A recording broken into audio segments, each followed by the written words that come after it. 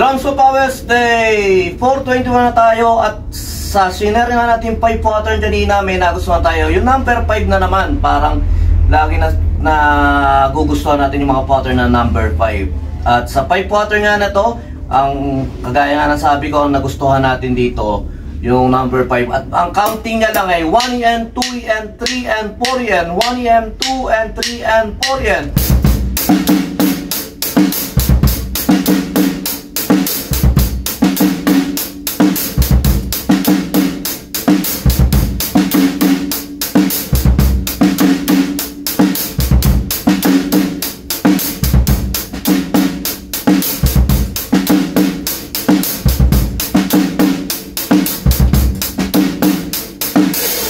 Okay, yun lang.